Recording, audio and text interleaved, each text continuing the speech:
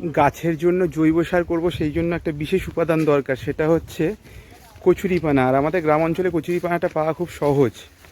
এখানে বিভিন্ন পুকুরেও থাকে আর এমনি পানাও থাকে। এই দেখো কত কচুরিপানা হয়ে আছে।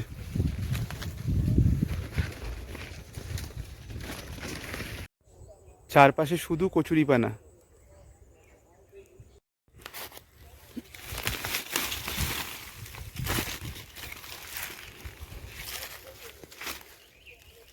না,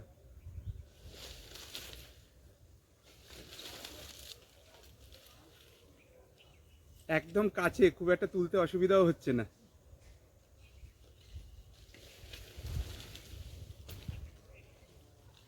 কচুরিপানার সাথে সাথে এখানে কলা গাছও পেয়ে গেছি। কলা গাছের টুকরোগুলো খুব উপকার দেবে আমার, কারণ এগুলো খুব ভালো সার তৈরি হয়।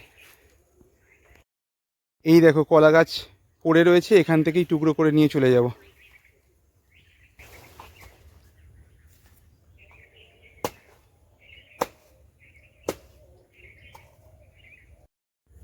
গাছটা টুকরো টুকরো করে নিয়েছি, ব্যাগে ভরে নিয়ে যেতে সুবিধা হবে আমার।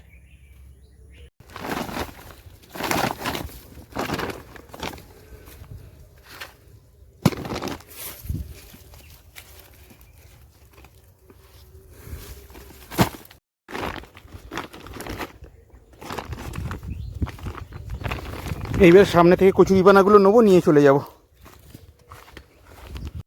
এখান থেকে কচুরিপানাগুলোকে ব্যাগে ভরে নিই। এইগুলো দিয়ে ভালো জৈব সার তৈরি হবে, মানে গাছের পক্ষে খুবই উপকারী এগুলো। নেওয়া হয়ে গেছে, এবার বাড়ি যাচ্ছি।